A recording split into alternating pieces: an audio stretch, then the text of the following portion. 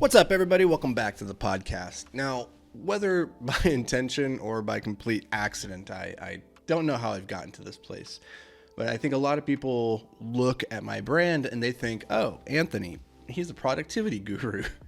And the truth is, I don't feel like a productivity guru. I don't feel terribly productive most days, mainly because I've learned to decouple the quantity of output from the quality of output. And so these days, I don't really feel like I get a lot done, but I do get the things that mean a lot done.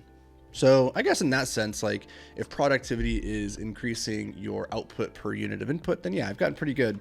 I guess I am a pretty productive person, but one of the consequences of being kind of labeled as a productivity person is that people are always coming to me and asking me for like my systems, my secrets, my, the apps that I use, what softwares, what tools, what resources do I rely on a daily basis to manage my productivity. And it's kind of embarrassing at this point how little I actually use tools and apps and resources and things. I used to be very much into it when I was younger, for sure, trying to experiment and figure out like my systems and what works for me. And over the years, I've just found that like the simplest systems tend to be the most effective. And so a lot of times my daily productivity system is just a notebook and a Sharpie. I started using a Sharpie last year, and it's really stuck. I've loved it. Just the idea of writing in big, broad strokes that you can't erase, and just like it forces you to distill onto the piece of paper what are the most important things that you should be working on, because you don't have the ability to write very finely with a fat Sharpie. So I found that to be very, very valuable. But I did get the question the other day from somebody who slid into my DMs asking what are my favorite apps or productivity apps on my phone. And again, the truth is I don't have a lot of apps on my phone. I've talked about this in a past newsletter and in one of the videos that we did on the main YouTube channel. I can't remember exactly which one that would have been, where we talked about how to turn your phone into a dumb phone, or how to dumb down your smartphone. I think I did a podcast episode on this too. So I'd recommend go check that out, because I talk a lot about how, I put my phone into grayscale and then I reduce the number of apps that I have on my home screen to as few as humanly possible. But the truth is, like, I just don't have very many apps on my phone. I don't have any games. I don't have anything entertaining on here. Everything that I have is some form of utility, like Google Maps and that type of stuff. But overall, I don't really have anything super fancy, but I do want to share with you, I guess, the 3 apps I use the most that I use on a daily basis that do help me be more productive. In a past episode, I talked about Asana and Notion. I'm not going to talk about those two in this episode. I just want to talk about some really basic tools, because I think, again, let's try and simplify and get down to the like, what is the simplest system to have the maximum effect.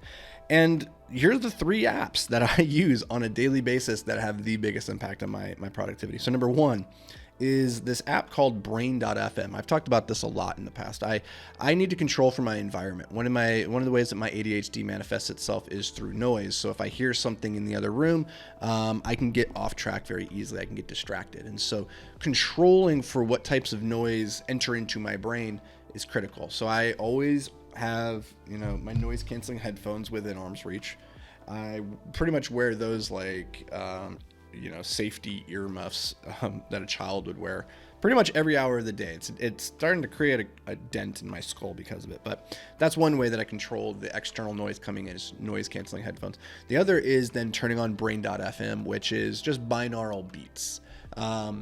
You could also use a white noise machine. I used white noise for years. That was very effective. I just like the binaural beats. I find them to be, a little bit more soothing than the white noise. I also use that app when I sleep. So I use that app every single day. It's probably the most used app on my phone. If you looked at it per hour of usage, if you count sleep into it, then I use that thing a lot. It's very, very helpful.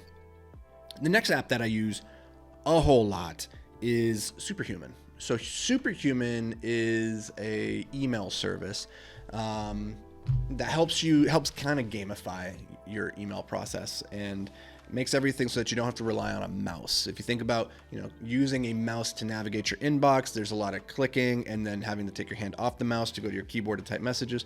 So the whole approach with Superhuman is to use shortcuts that keep your hands on your keyboard so that you can blitz through your emails as quickly as possible. I like that app because it's very clean, it's very beautiful, it makes me very effective in getting through my inbox really quickly.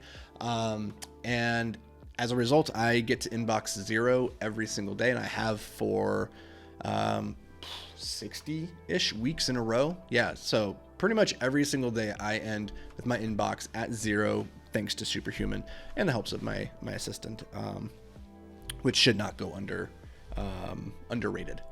So Superhuman, the downside of it is that it's like $30 a month as a subscription, which for a lot of people who are used to getting free email, that's going to be a lot. Totally understand if you're not an email power user, it's probably not going to be necessary. But if you do get a lot of emails on a day-to-day basis and you want a better system for managing it, Superhuman might be one of the best apps I've ever used. It's awesome. It's amazing. So highly recommend that. The third app that I use on a daily basis, and this is not anything special, this is literally just the stopwatch function on my phone. Now, I also have a timer. Where did it go? It was just here on my desk. It disappeared on me. Oh, here it is. It's hiding behind my desk. Okay, so I use this Pomodoro timer because I'm a big fan of the Pomodoro method, where you do 25 minutes of work, then 5 minutes of rest. So I like having a timer in front of me because it's a way of seeing the game score in real time.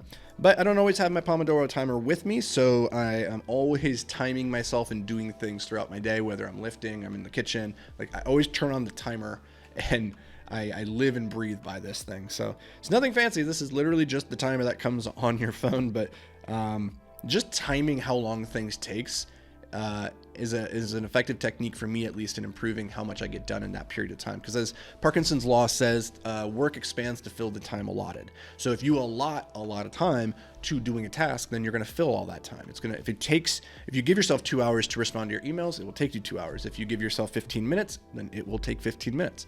And so I'm a big fan of always setting timers and being very clear about how long I want something to take. And then having that physical reminder in front of me with the numbers ticking down is very, very incredibly helpful. So those are the three apps that I find myself using the most: Brain.fm, Superhuman email, and the stopwatch function on my phone. So I told you, I'm not using any like power user tools over here, nothing crazy. So if that's what you're looking for, then you came to the wrong place. But hopefully this helps you maybe reframe in your own mind the complexity of system needed for you to be truly productive. You really don't need to overthink this. You just need a system that's simple, repeatable, and effective that you will actually use. And that's maybe the most important part, is will you actually use it? So I hope this brings you some value. As always, thank you for being here. We'll catch you in the next episode. But until then, stay hyper-focused, my friends.